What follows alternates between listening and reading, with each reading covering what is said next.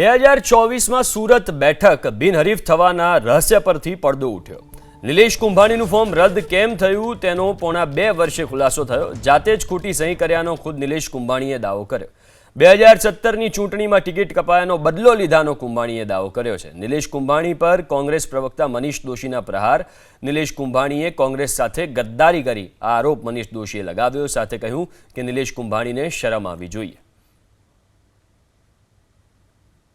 કોંગ્રેસ પક્ષ સાથે ગદ્દારી કરનાર અને સુરતની જનતા સાથે વિશ્વાસઘાતને છેતરપિંડી કરનારાઓ આજે કોંગ્રેસ ઉપર આરોપનામું મૂકે છે।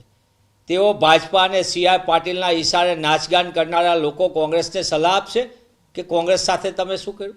શરમ આવી જોઈએ। તમારે ખુદનો ચહેરો તમારે અરીસામાં જોઈને તમારામાં થોડી પણ સત્યતા બોલવાની હિંમત હોય તો તમે એમ કેમ નથી કહેતા કે તમે વેચાઈ ગયા છો? તમે જનતા સાથે છેતરપિંડી કરી છે। કોંગ્રેસ પક્ષના લાખો કાર્યકર્તા સાથે વિશ્વાસઘાત કર્યો છે। કોંગ્રેસ પક્ષ સાથે વિશ્વાસઘાત કર્યો છે। ગાંધી સરદારની પક્ષ સાથે વિશ્વાસ કર્યો છે અને પાછા તમે સુફિયાની વાતો કરો છો। તમે વેચાણા છો, તમે કઈ મજબૂરીમાં હતા એનો જવાબ આપો જનતાને।